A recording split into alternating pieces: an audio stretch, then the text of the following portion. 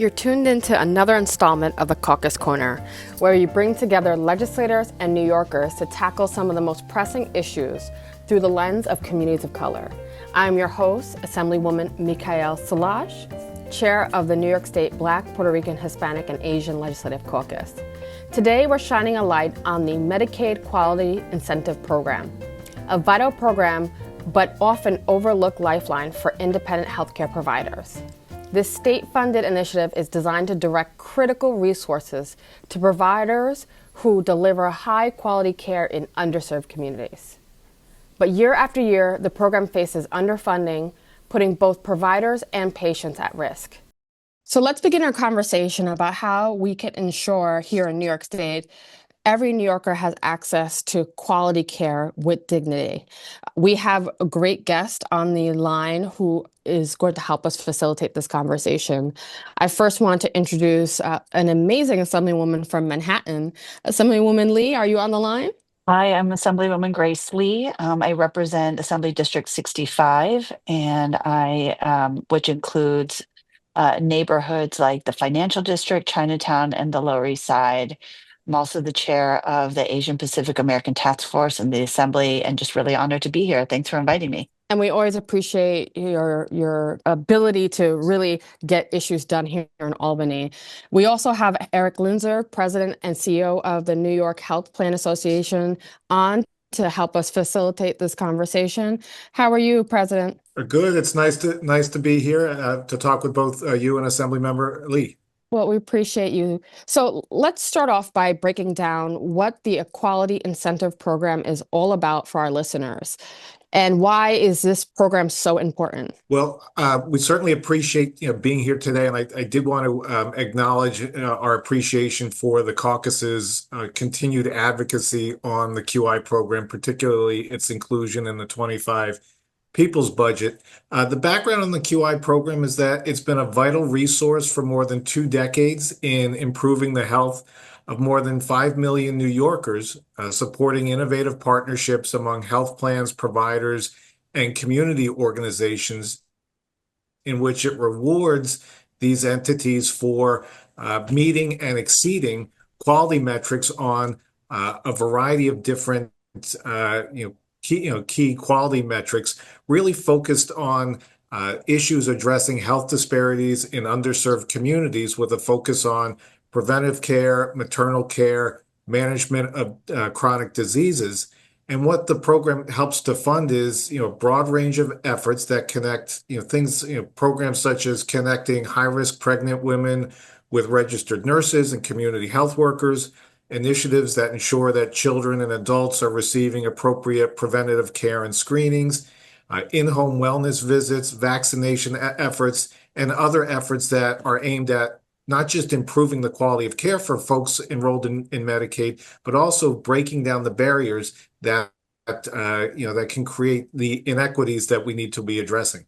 I can just add to that as well as a representative for Lower Manhattan, where I have a lot of, I represent large immigrant communities.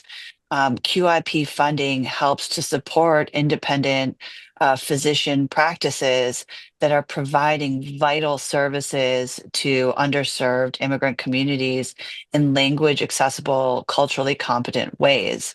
And so that is one of the large reasons that I am so supportive of QIP funding, because I've seen firsthand in my communities how it's helped to provide community primary care to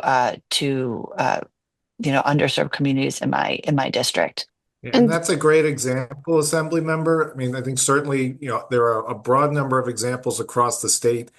For example, one of our members is working with Brentwood Pediatrics on Long Island to utilize the funding to, first increase office hours for nights and weekends to ensure that individuals are able to get their kids to screenings, because sometimes parents can't always leave in the middle of the day to get to a medical appointment, but also utilizing that funding to provide for outreach, reminders to their patient population about the need for vaccinations and screenings. So the funding really helps in a variety of different ways, but it relies on plans, community organizations, and providers to identify the issues in a particular community. So it's not a one size fits all.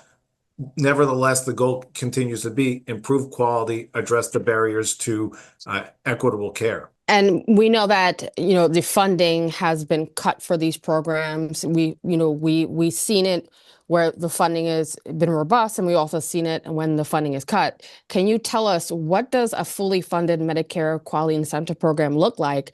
And when you talk about cuts, how does that really impact our communities of color?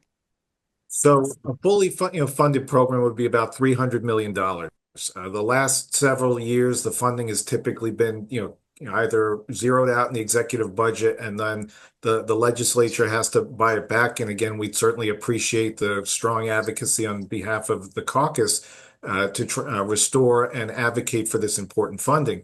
That $300 million, would do a number of different things. First, it would strengthen and enable, maintaining the investments that get made, because when there's the cuts to these programs, I think it creates a lot of concern among plans, providers, community organizations about the ability to maintain these investments long term.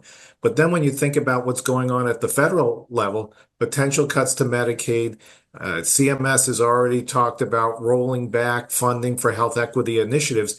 It makes it really important that the state double down on this investment, going forward.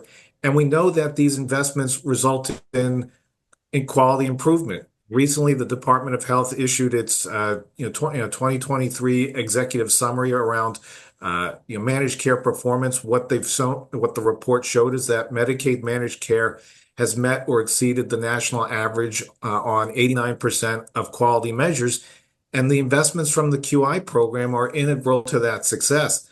The loss of this funding, means that those dollars that get used for outreach to connect high-risk pregnant women with nurses in their community, the programs that Assemblymember Lee had mentioned, those dollars aren't there, and it becomes much more difficult for providers and community organizations to make the long-term investments that we know result in high-quality care.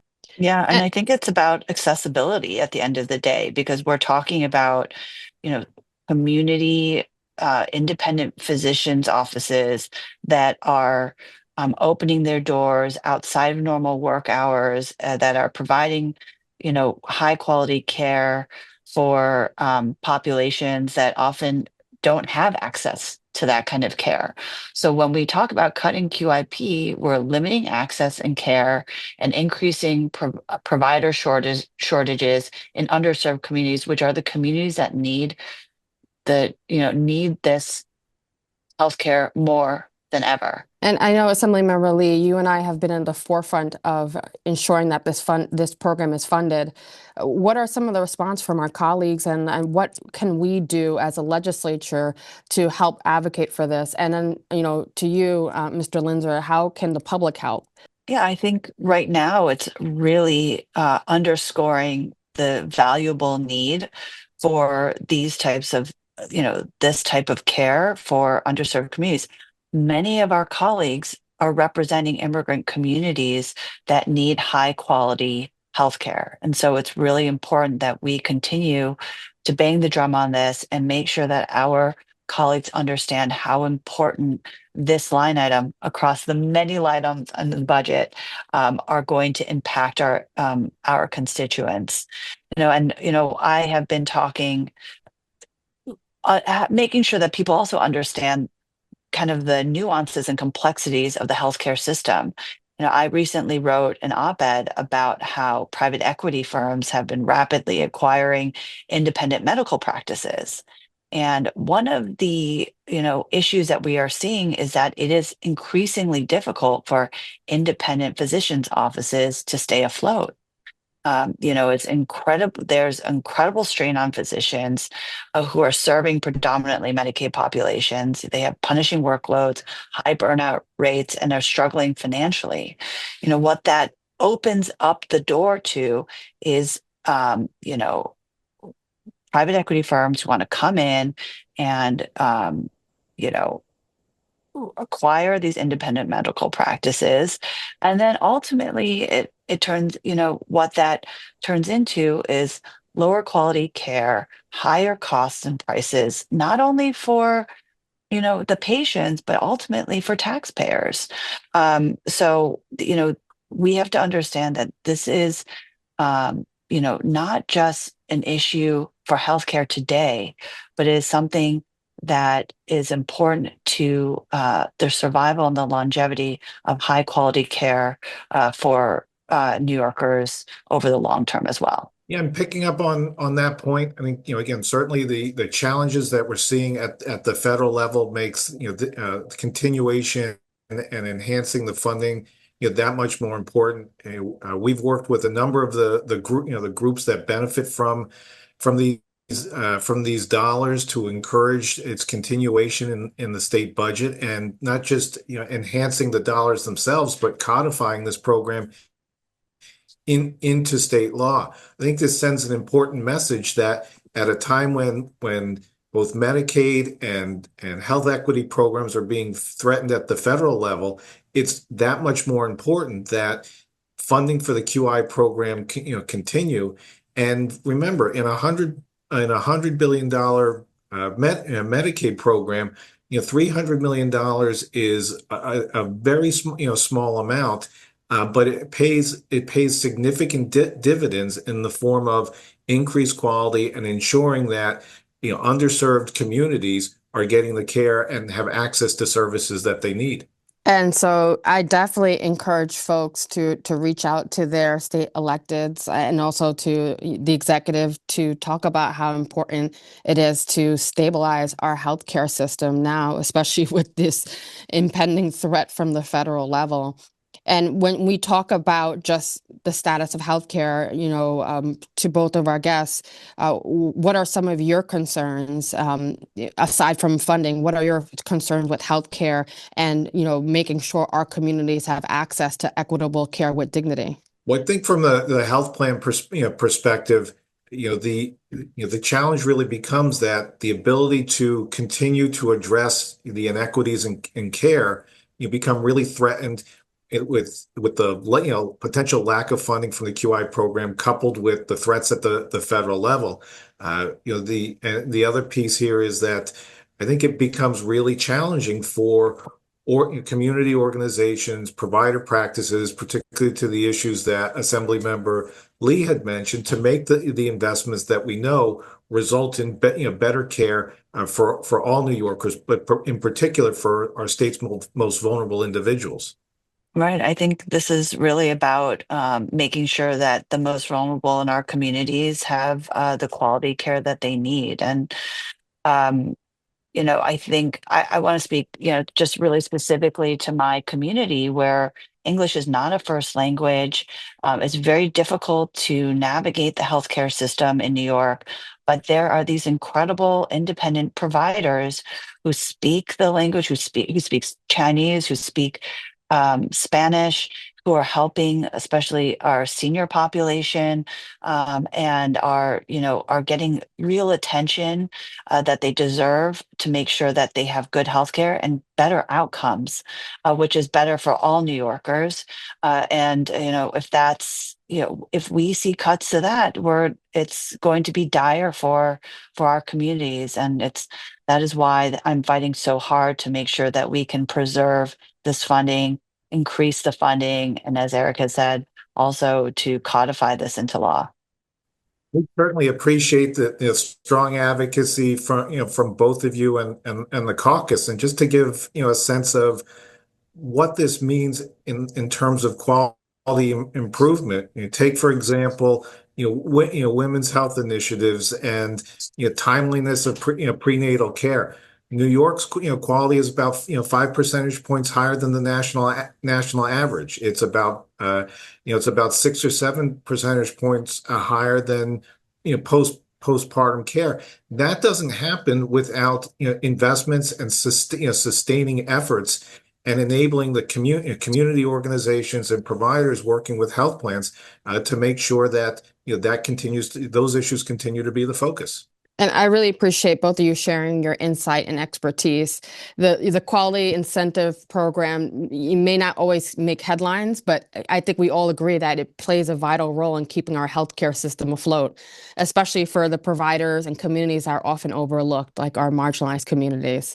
And so as we move through this budget process, I'm encouraging people to advocate for this program and to ensure that we continue offering this high quality care. So thank you to both of you for being on this. Any final words or any call to action? Well, again, I would just thank both of you in the caucus for your strong leadership and advocacy on this. We continue to, advocate with many of your colleagues and the executive on the importance of this program. And again, we know that there are, federal challenges, but this is a program that, more than pays for itself. And that $300 million investment would be a very small investment on improving the quality of care for New Yorkers, but also breaking down the barriers that we know prevent access to high quality care for too many New Yorkers. And Assemblywoman, any final words? No, we're heading into the last days of the negotiating for the budget. And I encourage all of our colleagues to make sure that we are fighting for this in the budget to help support all of our constituents, to make healthcare better for New Yorkers, and to make it more equitable. Hear, hear. Let's keep pushing for a healthcare system that values equity, quality, and sustainability. So thank you to you both. And until next time, let's ensure that we're engaged and pushing for this program. Thank you. Thanks for having me. So that wraps up this episode of the BPHA Caucus podcast. Thank you for tuning in as we continue the conversations on the policies and issues that impact our communities. Stay connected with the Black, Puerto Rican, Hispanic, and Asian Legislative Caucus by following us on social media and visiting our website for updates on our legislative work and upcoming events. If you found today's discussion valuable, be sure to share this episode and subscribe so you never miss an update. Until next time, let's keep pushing for progress and equity for all New Yorkers. Thank you for listening.